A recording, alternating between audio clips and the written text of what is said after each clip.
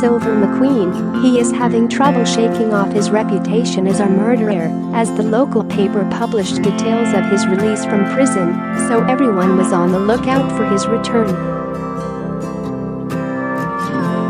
Meanwhile, Nancy Osborne, who is recovering from a severe attack of her MS, has some difficult decisions to make with her husband, Darren.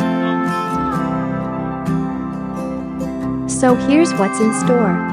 Nancy still wants to foster Brooke Alcoholic Stephanie Davis, forced to relive Jeremy McConnell attack as she reaches infamous step 4 of recovery. Nancy is in hospital after collapsing from another MS attack.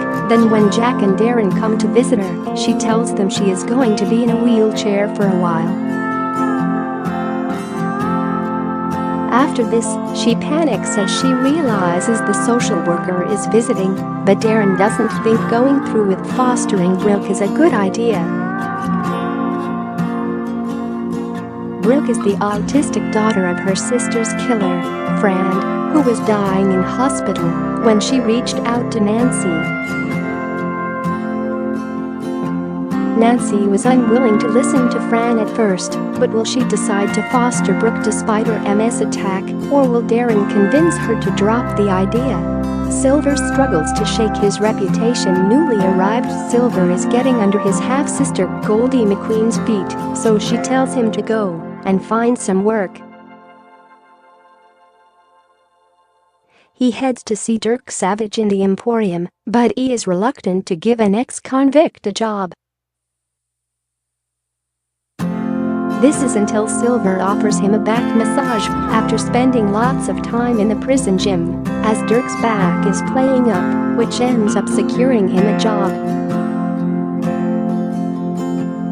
Later, Goldie catches Simone Loveday campaigning to get Sylver out of the village on account of his prison background. But Sylver, nonetheless, is ready for his first day of work at the Emporium, but business is slow.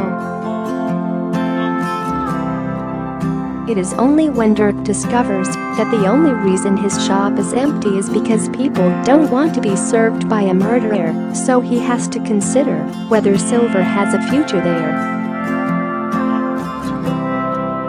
Will Sylver be able to turn things around? Tegan and Diane disagree over Dee Dee Tegan Lomax has a plan for Dee Dee to surprise her with Disney princesses as her application to take the ill child to Disneyland is declined. Diane O'Connor, meanwhile, thinks this is a bad idea as Dee Dee is in the middle of her treatment, so she stops the party, prompting Dee Dee to wish Tegan was her mom. And of course, those who are big fans will know Tegan's child, Rose, was swapped at birth with Dee Dee, making her Tegan's biological child. Later, Diane and Tony are told Dee Dee must undergo a possibly fatal treatment to get better, and are all reluctant and decide the treatment is too risky. But will they have a change of heart? Alfie tries to make things up with Yazz Ellie Nightingale, is doing her best to cheer up Alfie Nightingale after his time in hospital, suggesting he should take Yazz on a day to the bean. They don cosplay costumes and Yazz tries to kiss Alfie, but he doesn't know how he feels, and she walks out, furious. Later, he goes over to Yazz to try and make up, but she feels humiliated and can't get over it. He makes a view to her by adding her name indefinitely to the Urban Dictionary, which seems to do the trick. But will his schizoaffective disorder rear its ugly head once again to thwart him? Ollie fancies Brooke, but Buster has other plans. Ollie Morgan spots Nancy with Brooke and tries some awkward flirting at the bean. She asks if he can join him to football, at which point Buster Smith runs in and demands Ollie head to practice.